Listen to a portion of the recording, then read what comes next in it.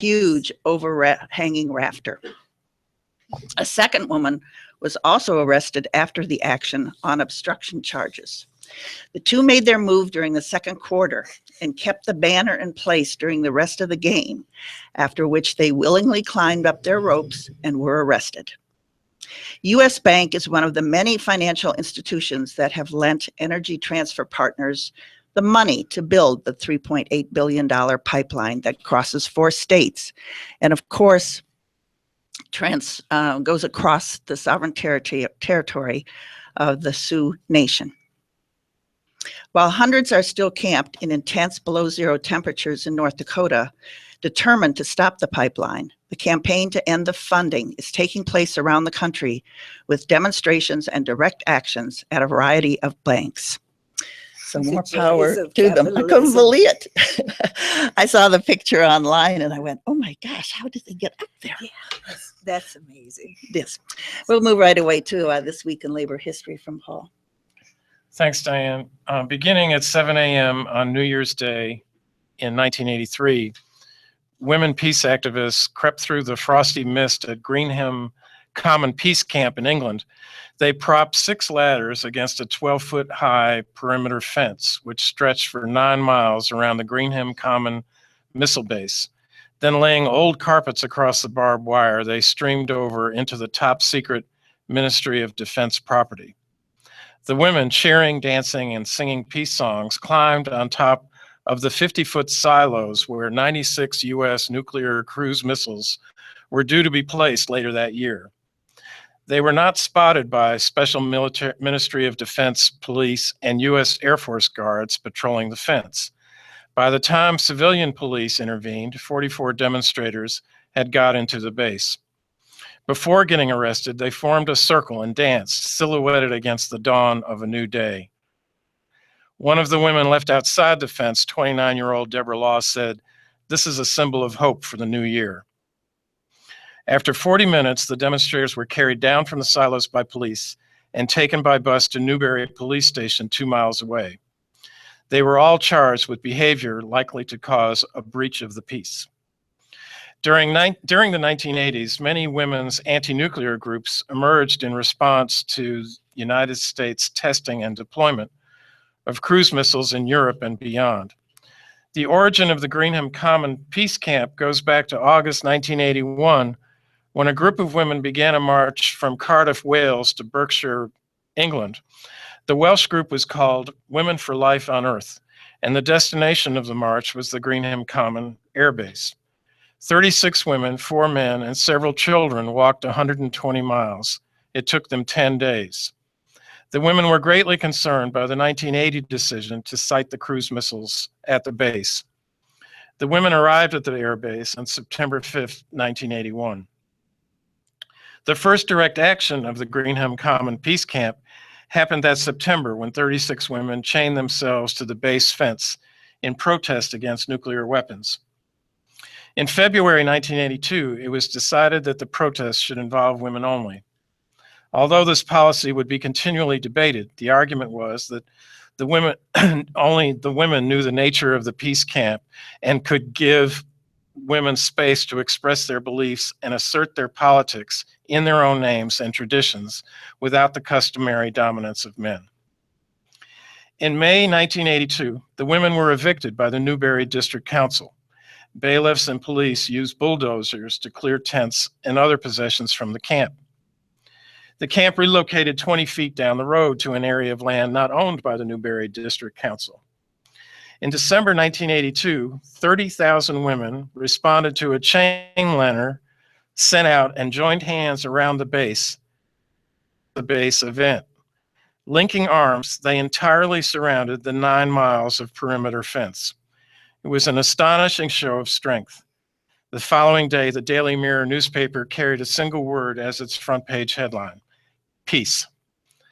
On April 1st, 1983, 70,000 protesters formed a 14-mile human chain from Greenham to Aldermaston to the War Munitions Factory at Bergfield.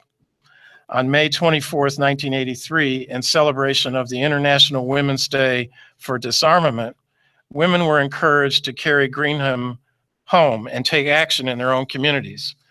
1 million women did simultaneous actions all over the country and abroad. Another encircling of the base occurred in December 1983, with 50,000 women protesting the cruise missiles, which had arrived a few weeks earlier. Sections of the fence were cut, and there were hundreds of arrests. On April 4th, 1984, the women were again evicted from the common.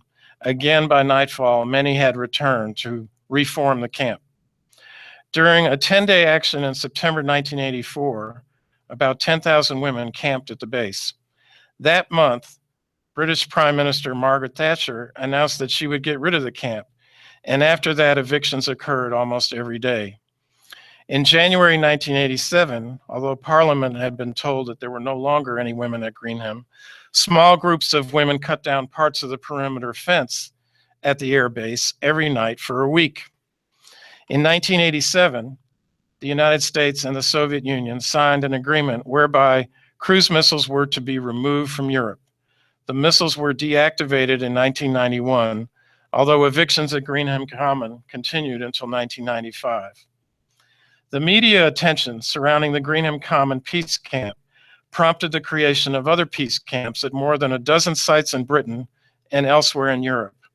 In the years that followed their first action in September 1981, the women did hundreds of actions in order to keep the nuclear issue at the forefront of the public's imagination. Their actions generated thousands of newspaper headlines, from symbolic individual gestures like hanging baby boots on the perimeter fence to huge coordinated actions involving millions of women worldwide. The protests of the women of Greenham forced the nuclear debate into political discourse. The need to continue this discussion and build a movement to end the use of nuclear weapons is even more needed today. Thanks, Paul. You know, I think one of the things, I can't remember the exact dollar amount, but the new president-to-be has announced that he wants to update the nuclear capacity of the United States in terms of billions of dollars. So clearly, this is an important struggle that you just have given us some historical background on and impacts on so many different things. So we'll go ahead and have a message from WRFG, and then we'll come back with a little conversation about all the events that are taking place right away in the beginning of January 2017. Events that we hope that you, our listeners, will also take part in.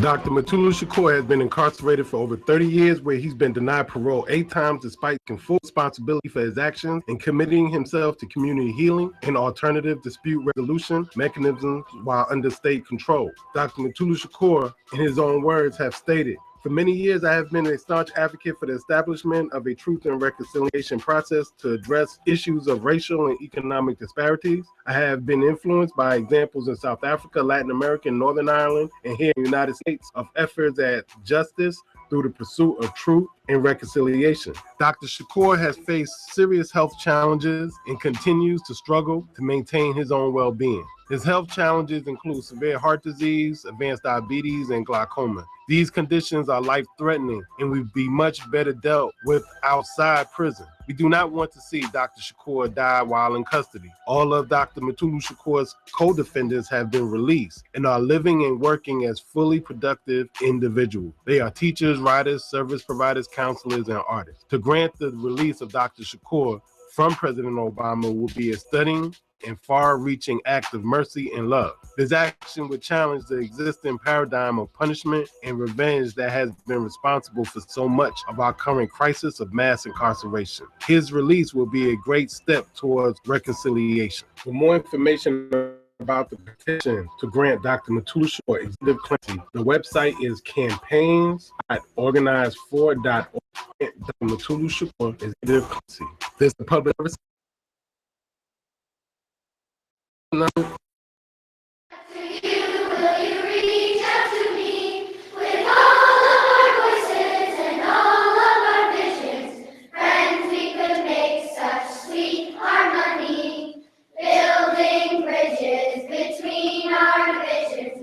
Reach out to you, will you reach out to me?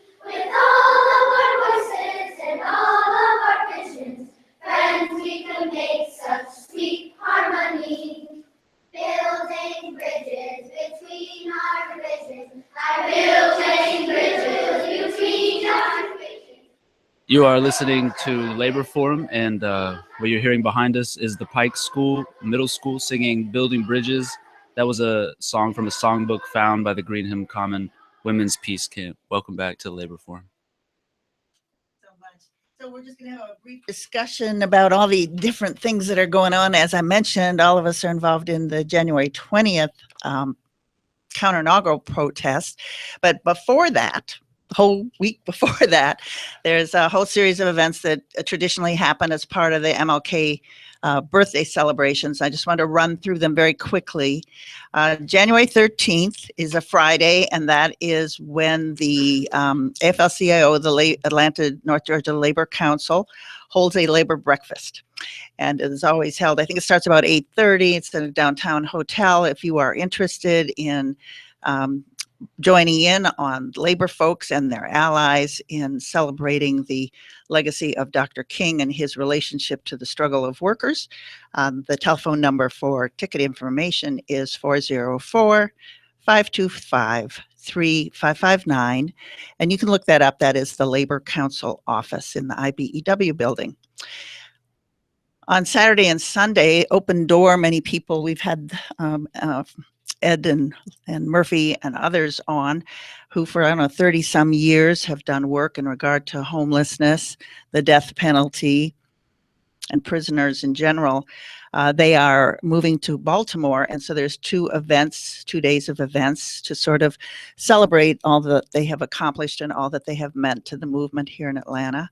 So one is on Saturday, January 14th. I think this is sort of a storytelling kind of an event late in the afternoon. And then on Sunday, January 15th, which is Dr. King's actual birthday, they're having a ceremony and services at Central Presbyterian, and that includes a protest at the Capitol across the street from Central Presbyterian at what they call the House of Death.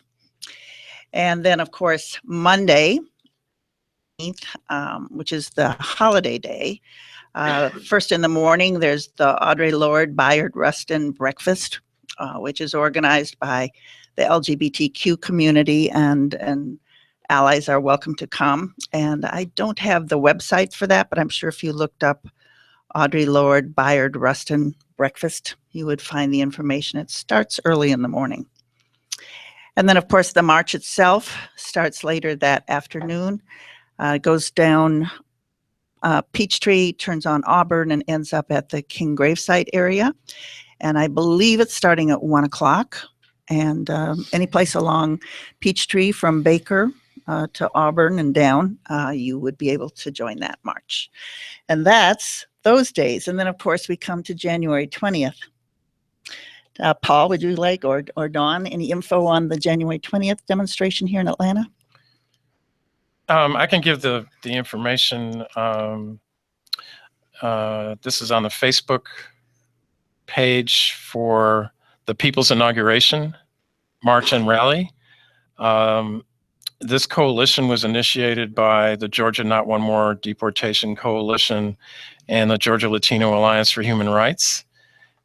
And on January 20th at 10 a.m., the coalition will engage in the People's Inauguration, where our communities will demand for the city of Atlanta to uphold its obligation and commitment of being a welcoming city to its diversity of residents, visitors, and businesses.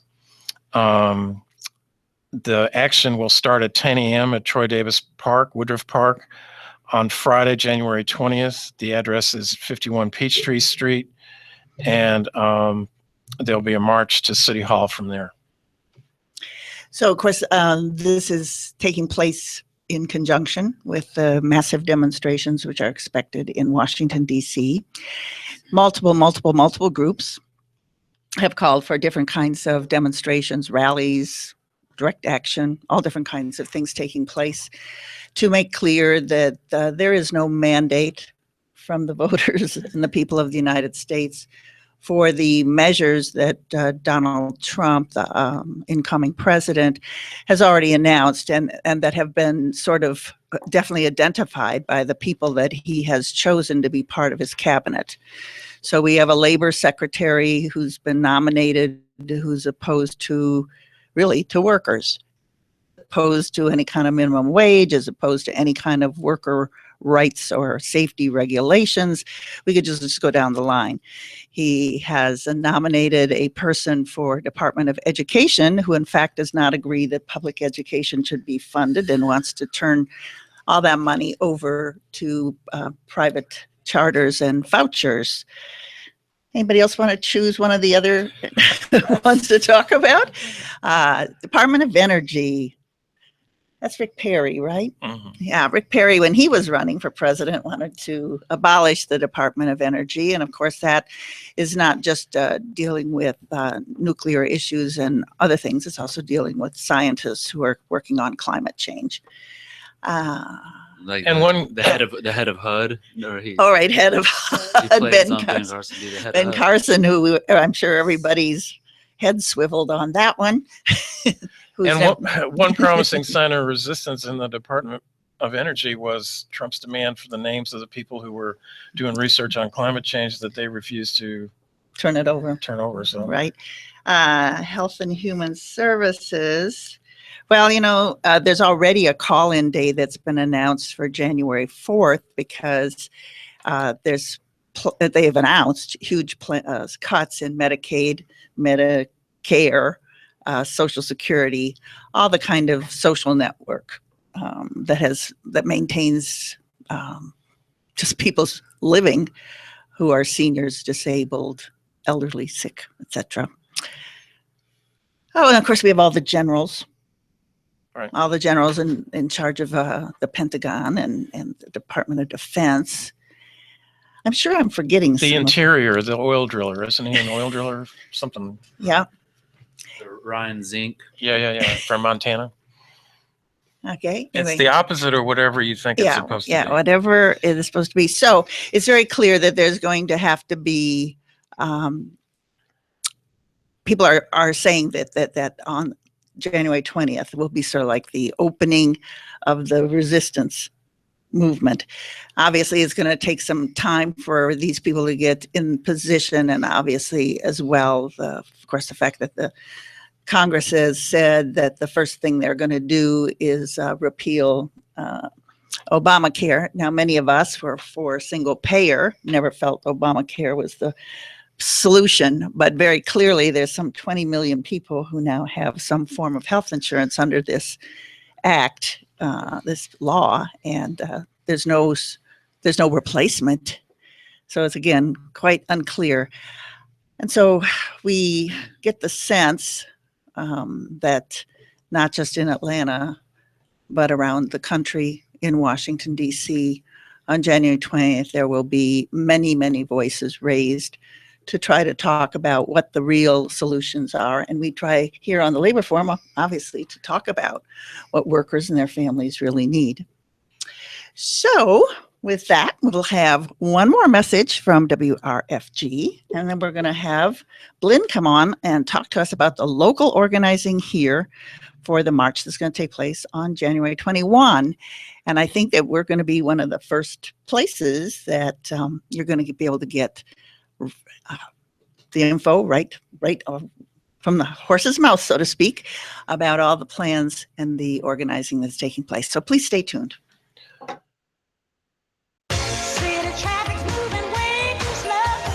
Donate your car, truck, or boat. It's easy. We can put it to good use and you get a tax receipt. Call our toll-free number. We pick up your vehicle, running or not. We send you a tax receipt and it only takes a few minutes. Call toll-free 844-WRFG-CAR. That's 844-973-4227 to arrange a free pickup. Proceeds will benefit WRFG 89.3 FM, WRFG.org. And thank you.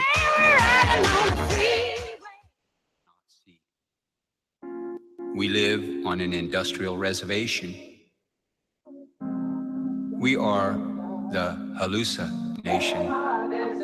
We have been called the Indians. We have been called Native American. We have been called hostile. We have been called pagan. We have been called militant. We have been called many names. We are the hallucination. This is A Tribe Called Red. We are the Hallucination, featuring John Trudell. Welcome back to the Labor Forum. Hi, everybody. So we are back for our last half hour, and we're excited that we've got Blynn Olivieri. No, I said it wrong again, didn't No, I? you've got it. Olivieri. You've got it. Thanks for having me on the show, Diane. Right. And so she is formally with the Atlanta March for Social Justice and Women. Great title. And that's taking place here in Atlanta on Saturday, January 21st, not too far away. That's right. It's coming right on up. Right.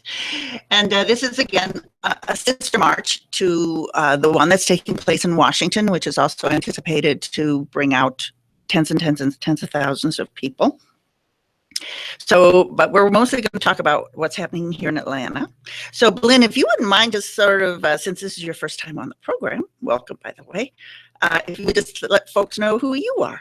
Great. Thank you so much again for having me on the show. So I am here to talk about the Atlanta March for Social Justice and Women, which is happening on January 21st. Folks are gathering at 1 p.m. at the Center for Civil and Human Rights on the Ivan Allen Boulevard side of the building, which is called the Ivan Allen Plaza at the Center for Civil and Human Rights. We're going to have a rally there with a great roster of yet to be confirmed speakers and performers. And then we will be marching down Olympic Centennial Park Boulevard to MLK, turning on MLK and marching to the Georgia State Capitol.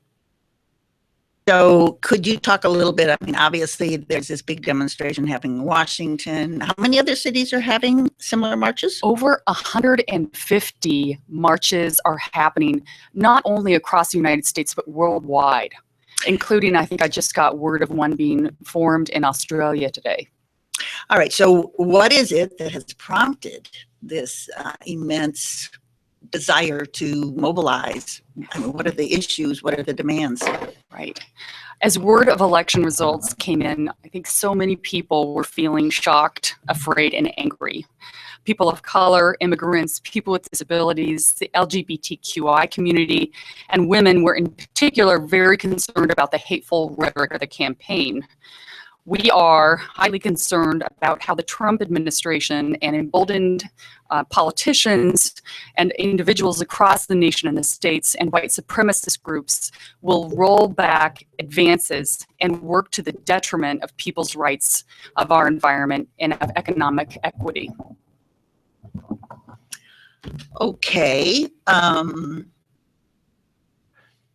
So, I mean, okay, that's kind of super obvious. And so now, what is it though that the march organizers here in Atlanta, what is it the impact that you're hoping to have? I mean, there's several things that a march does. Right. At first, it brings in people who've never been on a march before, brings in all the organizations who've already been working on it.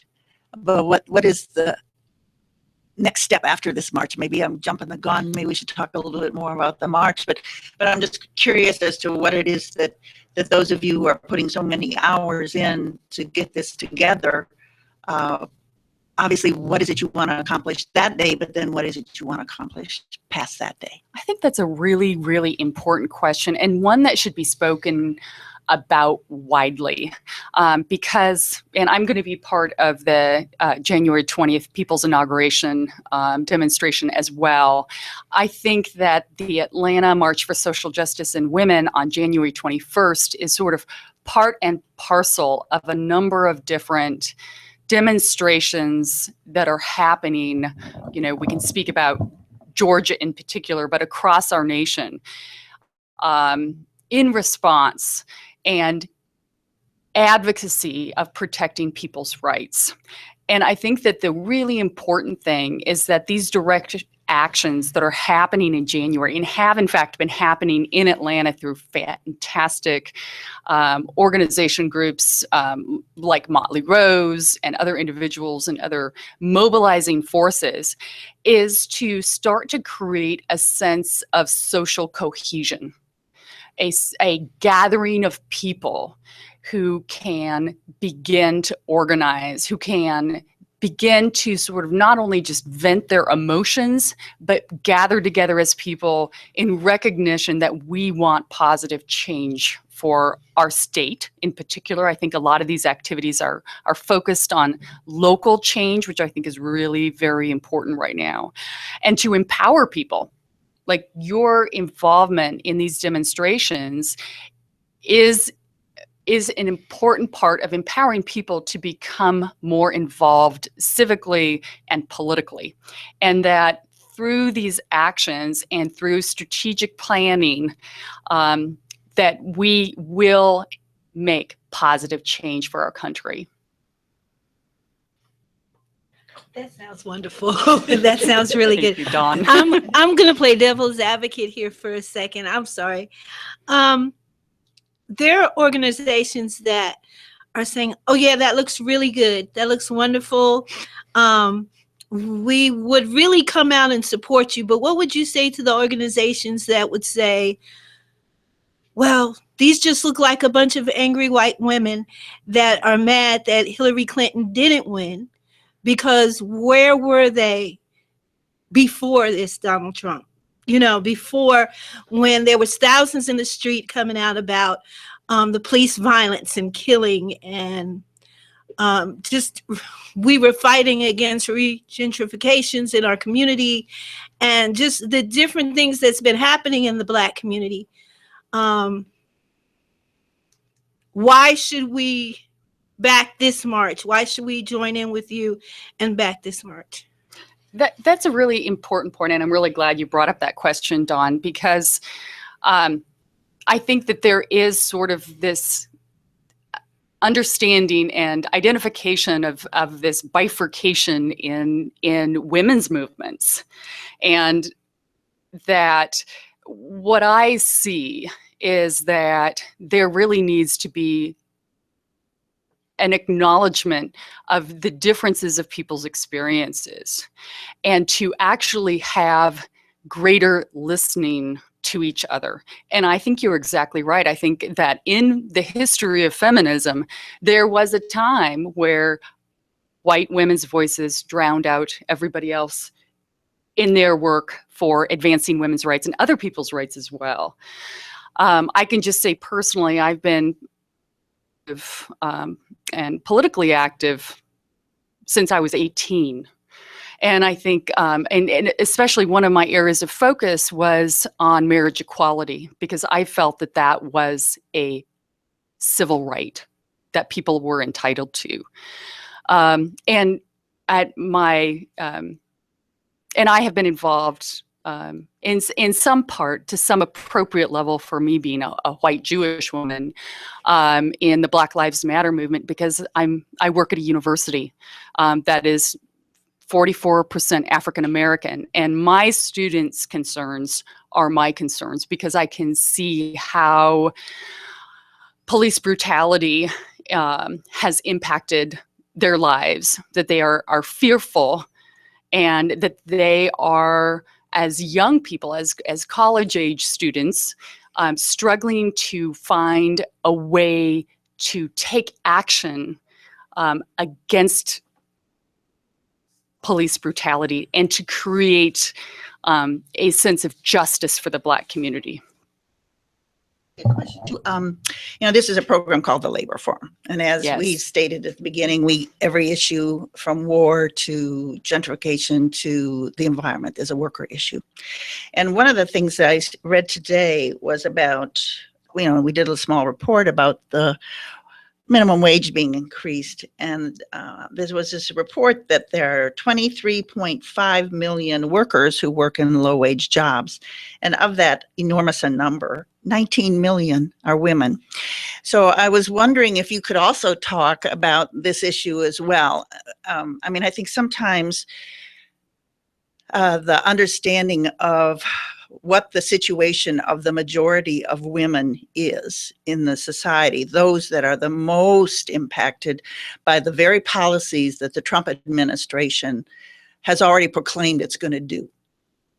So it opposes minimum wages. It's all about moving back on any kind of women's rights, everything from equal wages to reproductive health to just the social standing of women. I mean, the amount of misogyny that has been released as a result of this campaign. So when you were crafting the Atlanta March, if you could talk a little bit more about how organizers such as yourself and others want this march to address the women who will be in fact most impacted, those that are undocumented, those that are low wage, those that speak another language as their first language, those single moms, all those women. Right. I think the economic equity is a fundamental issue that needs to be addressed in our country. And that economic equity is definitely part of what I envisioned that our Atlanta March could take action towards. And an interesting thing, stepping back to give you a little bit of history of the formulation of this march, I had originally planned to go up and participate in the Washington, D.C. March, which was at the now called the Women's March on Washington, which is also happening on January 21st.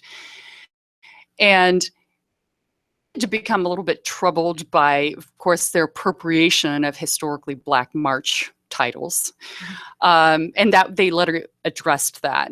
But also, it's when we talk about women, what we are really talking about is all people.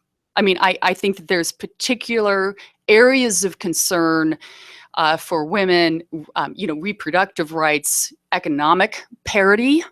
But those are really human rights. And what is personal is political. And so when I was thinking about starting this march and seeing all the needs and the calls out on social media, is there going to be a march in Atlanta?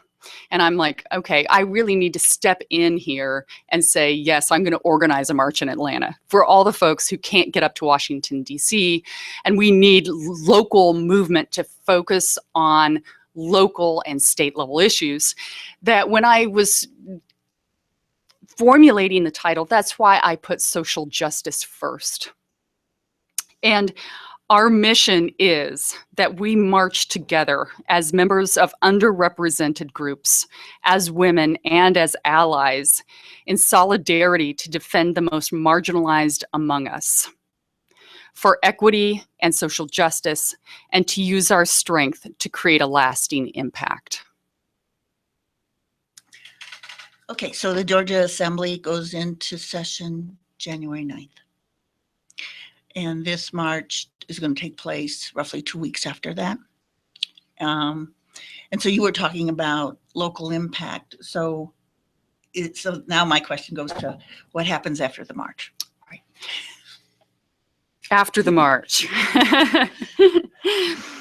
Well, I think we have some broad goals with the march. We want to amplify the voices of communities, the most marginalized communities, by embodying and supporting work that defeats and eliminates human trafficking, that we're advocating for the environment. There's a number of different issues. We want to hold law enforcement accountable in cases of police brutality and economic equity. What we need to do, and what I think a lot of us who are part of the Atlanta March for Social Justice and Women already are doing, are joining organizations and doing coalition building so that we can build an effective force for positive change. And I see in my mind, I have this structure in my mind, of how to accomplish change. And I think a lot of that comes from grassroots individuals and movements coming together with organizations and forming these coalitions to identify and tackle and make change on particular identified issues. And also from a political point of view, where the power is to get people to run for political office. In Georgia, I've lived here for 4 years now. I'm always astounded at the brevity of roster of folks running for office and how politically party limited it is. And we need people to their political roles in making change and standing up and changing Georgia locally and at our state level. We desperately need that. Oh, you had a question? Yeah, I'm going to go from local to global. So my question is related to peace. And the reason I found that history, I was looking for something that might be appropriate for today, because women traditionally have played a strong role in the peace movement over the years. And there was a lot of concern in this last election, in my opinion, around what would have happened regardless of who would have won in terms of our foreign policy and the continuation of how many years in Afghanistan. So how much of the issue of peace is that relevant to what you're trying to do? That's a great question, Paul. I think, in my mind, I am so fixated. It's like my mantra of John Lewis's good trouble. And I think that there's bad trouble and there's good trouble. And I consider myself a good troublemaker. And I think that women can and will continue to play a role in the movement for peace. Our Atlanta March for Social Justice and Women is a peaceful demonstration where that's what we're all about. And I think that we will continue to be part of movements and changes that focus on peace. Another question I had, that he doesn't get as much attention, but in some ways I think he is just as equally dangerous, and that's Mike Pence. Can you say more about his history in Indiana, in particular around Planned Parenthood, and what we might expect in terms of some of the things that are going to happen under this administration in terms of reproductive rights? I can't answer that specifically, Paul. There's an enormous amount of concern for protecting reproductive rights of women for the LGBTQI community, and also very much for the Muslim community as well. I think that there are marginalized groups whose rights are under real threat. Mm-hmm. And I think, again, sort of focusing as much on the changes that we can make locally and state will help protect those rights as much as possible. Mm-hmm. I have a question. During this day, the rally and the work that you all are going to be doing on this particular day, I know that there has been a saying in the disability community, nothing about us without us. And I was just wondering, who will be speaking? Will there be any representatives from Black Lives Matter? Will there be any representatives from SONG? Will there be any representatives from ATL is Ready, Rise Up Georgia? Several different orgs that have been fighting community issues in the Black neighborhood. Will they be participating on that day with you? Right. We have reached out to over 100 organizations in Atlanta and Georgia State broadly. And we have a whole host of organizations who are participating in the march and sharing information about the march. Like who?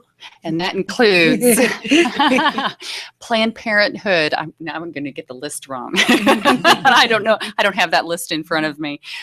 What I can refer you to is that some of these organizations are listed on our website, atlantamarch.com. And it includes a number of different interfaith organizations, social justice organizations, reproductive rights organizations, disability, accessibility organizations, and more.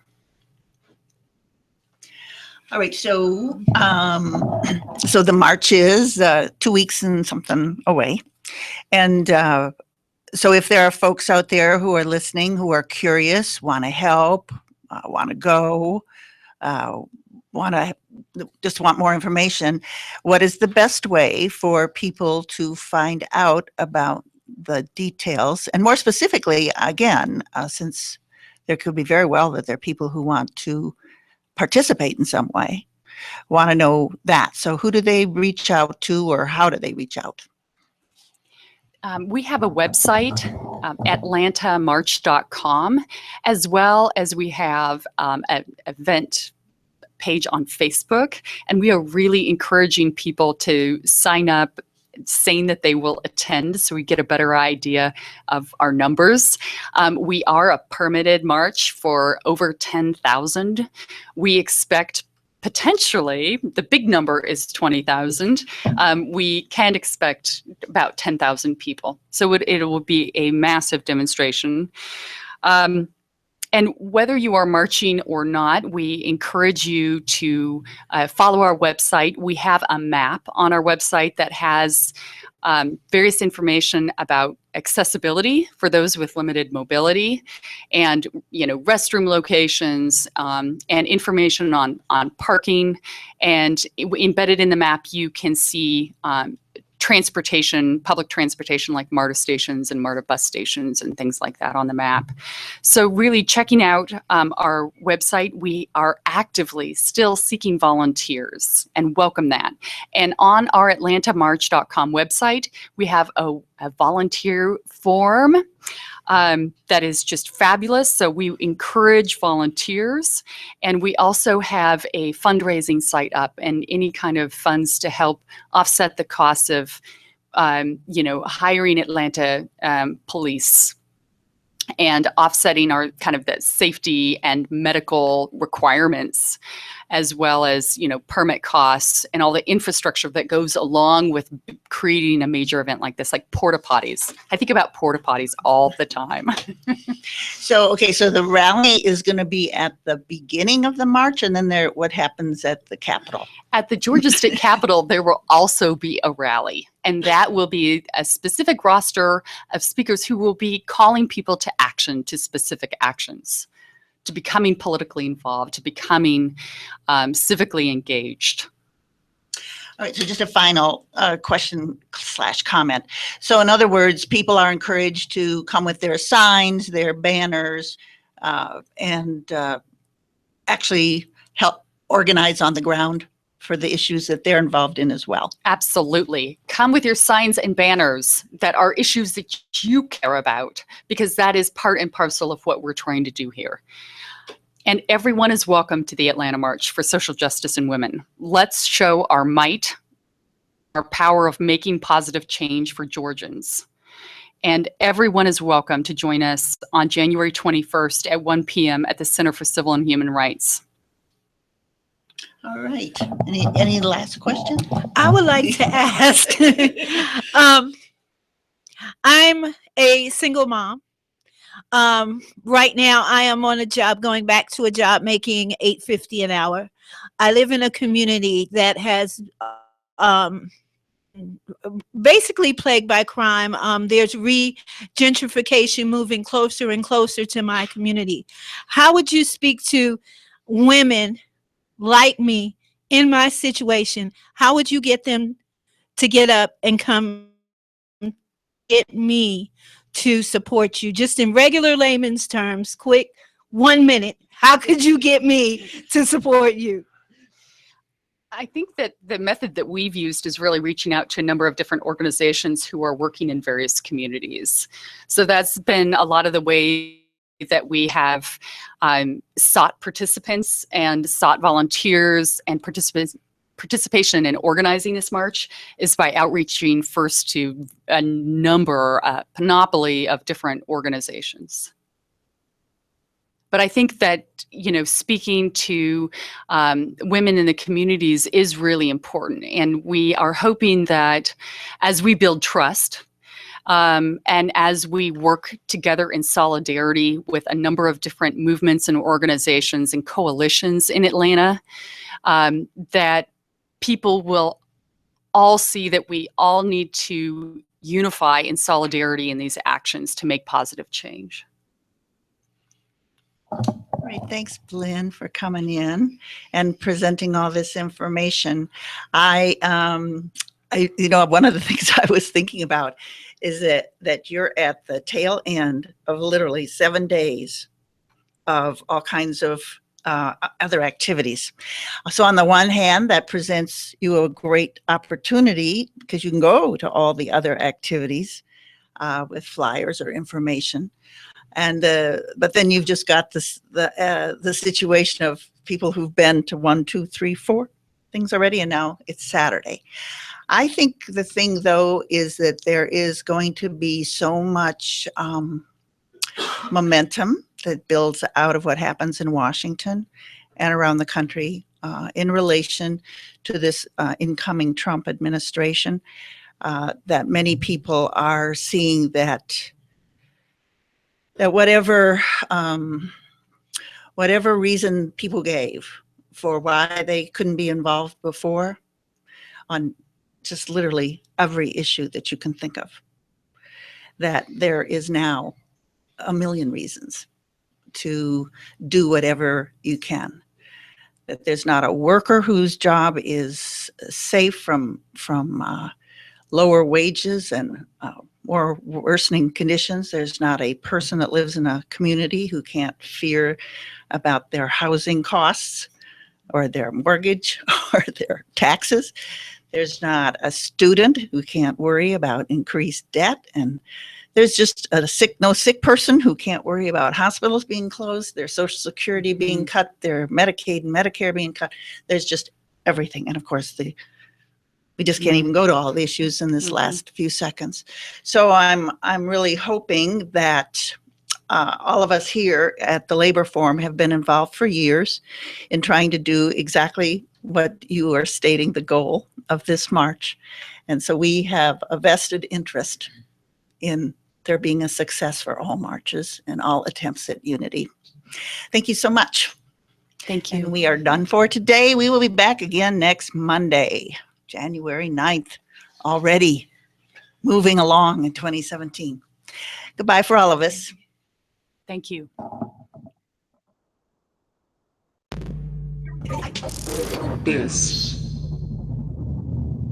We are the Halusa Nation.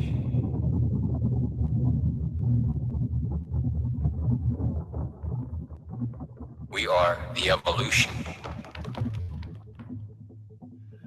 the continuation.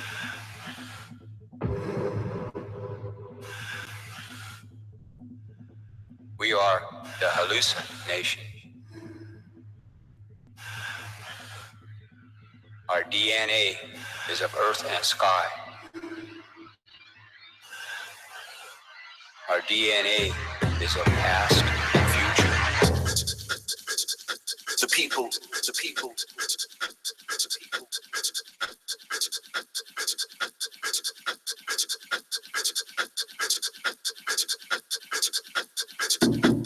The virus took on many shapes. The bear, the elk, the antelope, the elephant, the deer, the mineral, the iron, the copper, the coltan, the rubber, the coffee, the cotton, the sugar. The people, the people, the people. The germ traveled faster than the bullet. They harvest the mountainside, protect the crops, herd the cattle. The people, the people, the people. The women and children were separated from the men. They divided us according to the regional filters of their minds. The violence of arrogance. Crawls into the air, nestles into the geospatial cortex. We are not a conquered people. WRFG Atlanta, 89.3 FM, your station for progressive information. WRFG provides a voice for those who've been traditionally denied access to broadcast media through the involvement of a broad base of community elements to guarantee that access. In the utilization of the Foundation's facilities and in its programs, the following communities will receive first priority: those who continue to be denied free and open access to the broadcast media, and those who suffer oppression or exploitation based upon class, race, sex, age, creed, disability, sexual orientation, or immigrant status.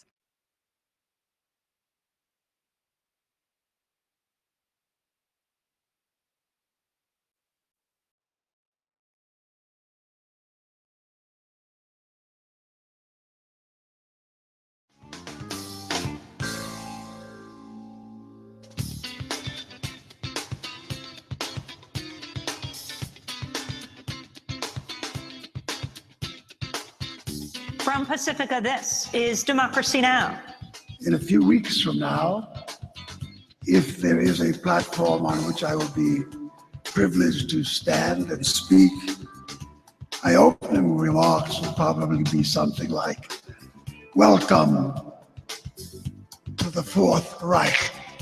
Today, an historic conversation between Harry Belafonte and Noam Chomsky, two legendary champions of social justice. They appeared together on stage in conversation for the first time at Democracy Now!'s 20th anniversary celebration.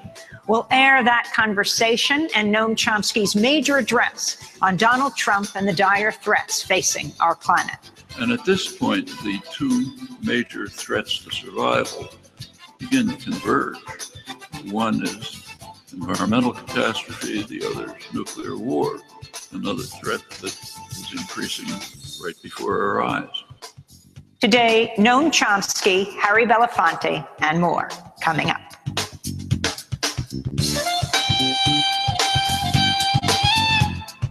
Welcome to Democracy Now!, democracynow.org, the War and Peace Report. I'm Amy Goodman.